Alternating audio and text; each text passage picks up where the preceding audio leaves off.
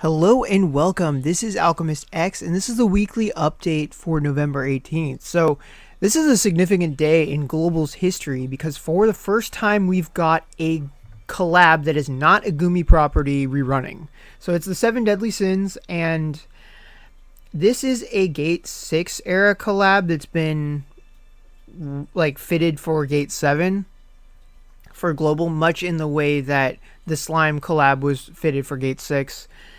And so while I'm not super excited about this collab in terms of its units and their kits, it's still very, very interesting because now we have a very new perspective on what's possible, because previously we had written off any collab rerun, and now that, could happen. So that's pretty cool. So as far as what's available, there's a challenge board that will give you 25 shards of a collab unit of your choosing. If you happen to be wanting one of the units, either one of the ones from the first go around or one of the new ones, and especially if you're looking to transmute them, then this is very helpful because that means you'd only have to buy 100 shards from the shop. I'll get more into the options for how best to go about chasing a unit in the banner review. So as far as quest goes, the main event is a box style event, so do the quests, fight the bosses, get the prizes, etc. With the added bonus of there being a nice free unit, Elizabeth, who's a light, mostly support unit. She can do light res down. She's got some strong versus like this collab enemy type buffs, which at least can be useful in the short run.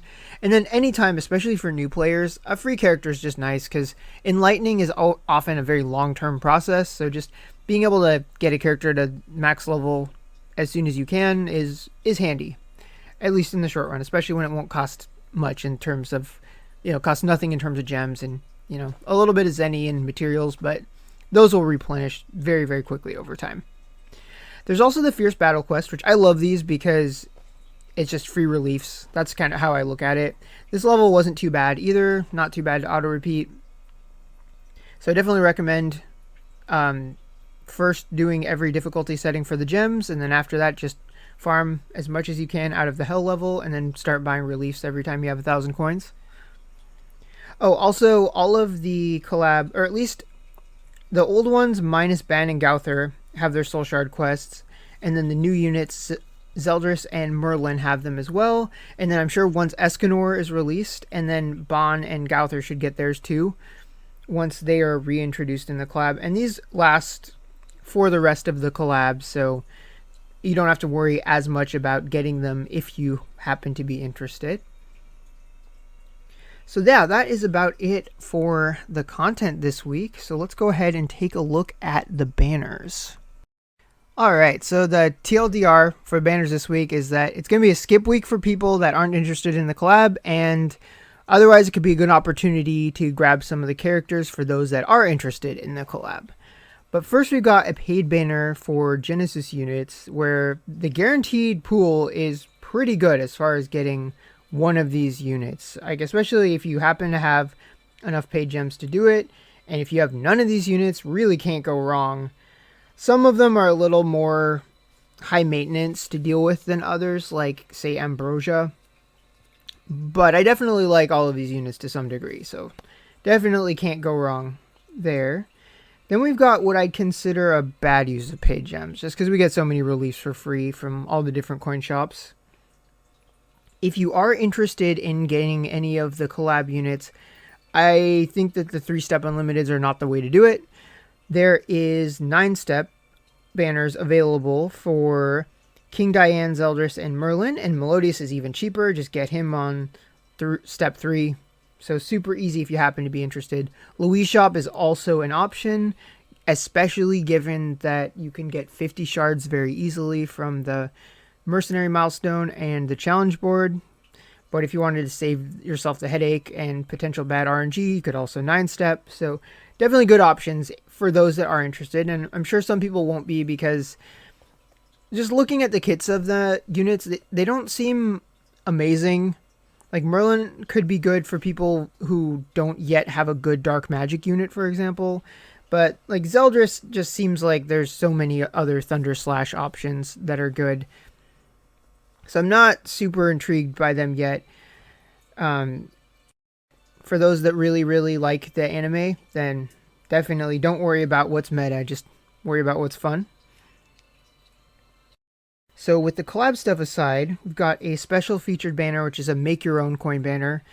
I don't think it's very good because even though you can pick whatever units you want, it's still only a 2.5% chance of actually getting one of them. So not great.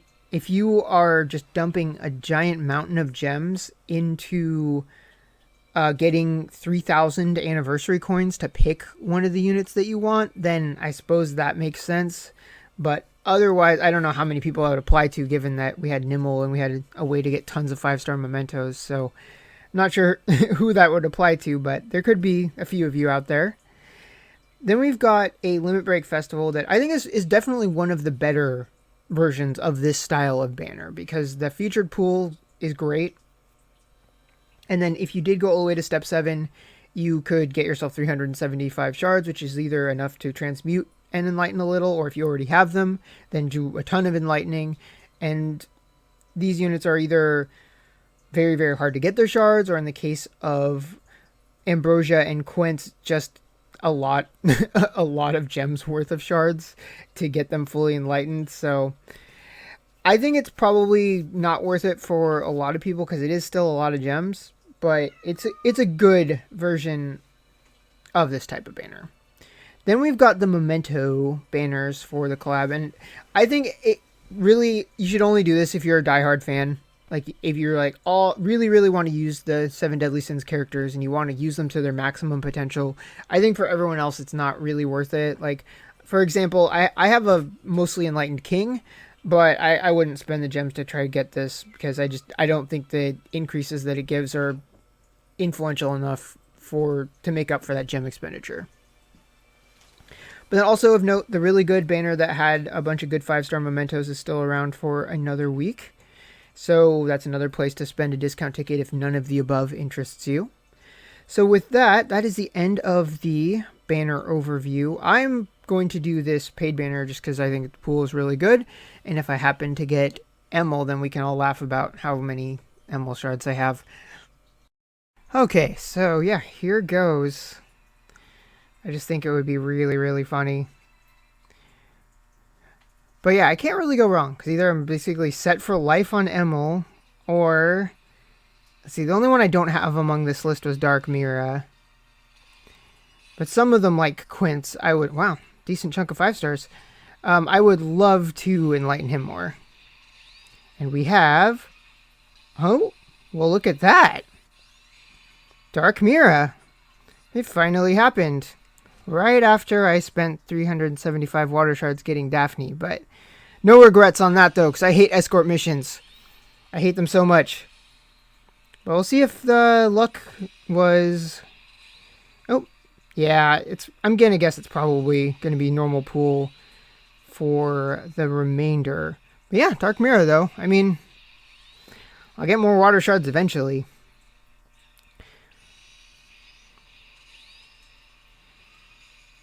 Moonshine.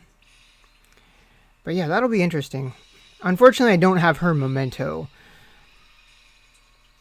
But usually whenever I don't have a memento of a unit, I'll just run them in like memento teams based on whatever their stats are. Like for example, I finally max limit broke the Nina Christmas memento, so I could just throw a Scarlet Flame memento on her and run her in those kind of teams. So there's always something you can do if you're missing a component of a kit like that. So yeah, and then 200 coins, which will probably also turn into Dark Mirror shards. So yeah, that's not too bad. That was crazy. I got the one that I didn't have. Well, that is the end of this weekly update. So if you happen to be summoning this week, I wish you good luck. And if you are transmuting, even more good luck. And I will see you all next time.